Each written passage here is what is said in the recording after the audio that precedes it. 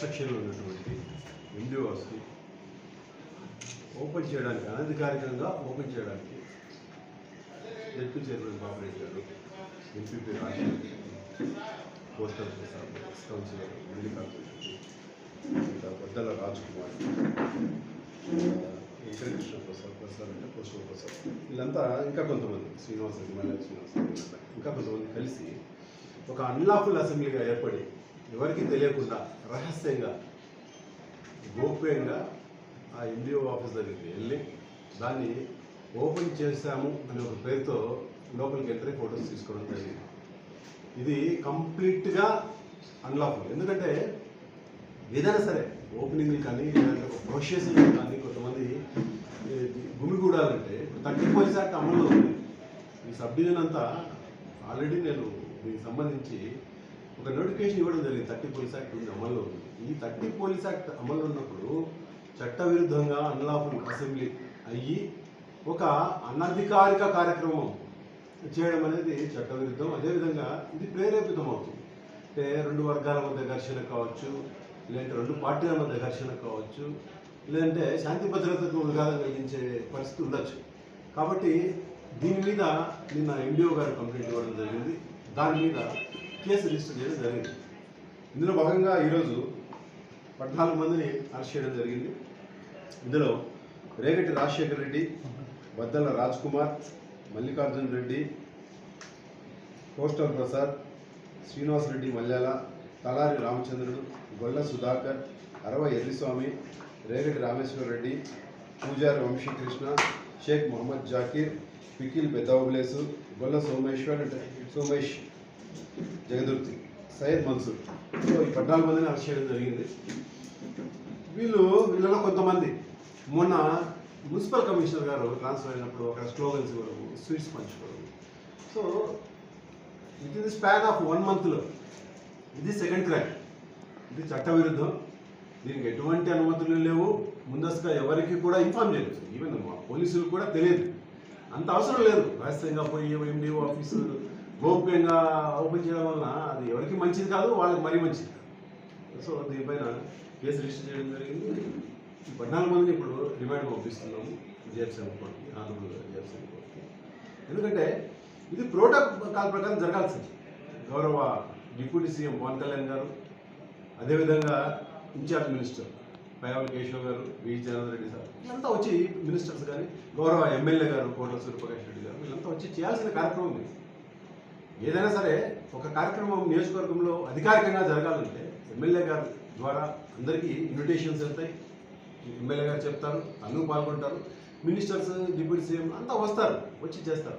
అలా కాకుండా అనధికారికంగా దీన్ని ఓపెన్ చేయాలని ప్రయత్నించి ఓపెన్ చేయడము అది చెల్లదు. ఎందుకంటే ఈరోజు నుంచే ఎక్కడ కూడా వాళ్ళు ఓపెన్ చేశామని అనుకుంటున్నటువంటి ఎండిఓస్ రన్నింగ్లో లేదు, ఉండదు కూడా. ఎందుకంటే అధికారికంగా కాదు. కాబట్టి ఇది చట్టవిరుద్ధం. దీనిపైన కేసు రిజిస్టర్ చేయడం జరిగింది. అదేవిధంగా మళ్ళీ చెప్తున్నా, రాబోయే రోజుల్లో కూడా ఏదైనా అనధికార కార్యక్రమం చేపట్టినా, ఒక ర్యాలీ చేపట్టాలన్నా, లేదంటే ఏదైనా సరే అది పోలీసులు పర్మిషన్ ఉండాలా. 30 పోలీస్ యాక్ట్ అమల్లో ఉంది. దీన్ని ఎవరైనా సరే దాటితే చట్ట ప్రకారం కఠినంగా శిక్షిస్తాము. దాంట్లో అయితే అనుమానం లేదు. మేమంతా కమిటెడ్ ఉన్నాం. డోన్ సబ్ డివిజన్ పోలీస్ అంతా. దయచేసి మాకు అందరూ కోఆపరేట్ చేయండి, అన్ని పార్టీలు కోఆపరేట్ చేయండి. ఏదంటే మాతో మాట్లాడండి, సహకారం తీసుకోండి. శాంతి భద్రతలకి విఘాతం కలుపుకోకుండా, కామన్ మ్యాన్కి విఘాతం కలుపుకోకుండా అన్ని కుటుంబాలు ప్రశాంతంగా ఉండాలని ప్రశాంత వాతావరణం ఉంది. దాన్ని ఎవరు కూడా భంగం కలిగించవద్దు. అందులో భాగంగానే చాలా వరకు మేము మార్పులు తీసుకొని వచ్చి కమాండ్ కంట్రోల్ రూమ్ దగ్గర నుంచి ఎమ్మెల్యే గారితో కమాండ్ కంట్రోల్ రూమ్ అయితే ట్రాఫిక్ ఇవన్నీ చేపడుతుంది. ఎందుకంటే కామన్ మ్యాన్ బాగుండాలి. కామన్ మ్యాన్ ఇబ్బంది పడే పరిస్థితి వచ్చినప్పుడు పోలీసు చూస్తూ ఊరుకోదు, ఉపేక్షించదు కూడా. ఖచ్చితంగా చట్ట ప్రకారం కఠినమైన చర్యలు ఉంటాయి. దీంట్లో ఎటువంటి అనుమానం లేదు. డోన్ సబ్ డివిజన్ పోలీస్ దానికి కమిటెడ్. Thank you. ఆయన కూడా ముద్దాయి చేస్తాం. ఎందుకంటే అధికారికి అదే చెప్పాను కదా, వితౌట్ ఇంటిమేషన్ రావడం ఓపెన్ చేయడం అది కరెక్ట్ కాదు. ఎందుకంటే ఒక నియోజకవర్గానికి ఎమ్మెల్యే గారు ఉంటారు, వారు ఇన్విటేషన్ పంపిస్తారు, వారి ద్వారానే కార్యక్రమాలు జరుగుతాయి. వారికి తెలియకోకుండా, పోలీసులు తెలియకోకుండా, ఈవెన్ ఎండిఓ గారికి కూడా తెలియకుండా చేయడం అనేది అది అసాంఘికం, చట్టవిరుద్ధం. 14 మంది ఇప్పుడు ఎంతమంది? 14 మంది మా దగ్గర ఉన్నారు. ఇంకా కొంతమంది ఉన్నారు అరెస్ట్ కావాల్సిన వాళ్ళు. అది ఫర్దర్ కోర్స్ ఆఫ్ ఇన్వెస్టిగేషన్ తెలుస్తుంది. ఈ సందర్భంగా ఎండి హౌస్ సంబంధించిన ఏదైతే అండర్ కన్స్ట్రక్షన్ అయిపోయి ఉందో దాని తాళాలు కూడా ఇంకా నుంచి ఎండిఓ గారి దగ్గర ఉంటాయి. పోలీసు వారు కూడా అక్కడ రెగ్యులర్గా వీటిలో క్రికెట్ వేయడం జరుగుతుంది. అది ఎటువంటి అసాయం కార్యక్రమాలు చేసినా కూడా మేము ఒప్పుకోము. ఎందుకంటే ఇది నెలలో 2వ కేసు కొంతమంది పని ఇందులో ఉంటాయి. లేదండి, అది ప్రోటోకాల్ అనధికారికంగా తాళాలు అవును ఎండిఓ గారు ఇచ్చారు దాని మీద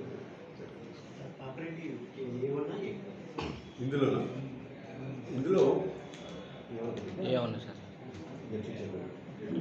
A2 A1 వీళ్ళందరికీ ఎన్ని రోజులు రిమాండ్ ఉంది సార్? కోర్టు ఇప్పుడు 14 రోజులు రిమాండ్ మీద మేము కోర్టుకి రిక్వెస్ట్ చేస్తాం.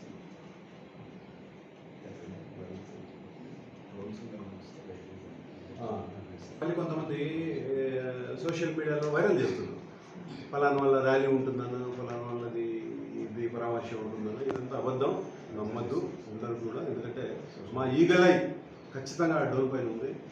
అందులో భాగంగానే మనం కమాండ్ కంట్రోల్ రూమ్ ఓపెన్ చేసాం. ఏ ఒక్క చిన్న కదలిక జరిగినా కానీ డోర్లో మా కమాండ్ కంట్రోల్ రూమ్ నుంచి కనపడుతుంది. ప్రొఫెషన్ స్టార్ట్ అయినా కూడా కమాండ్ కంట్రోల్ కనపడుతుంది.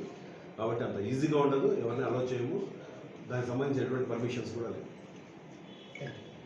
ఫిగర్ చెప్పలేం కానీ ఇంకా రైట్ నో ఇంకా ఇన్వెస్టిగేషన్ జరుగుతుంది. కంప్లీట్ సెకండ్ డే కదా ఇది కేసు కట్టింది.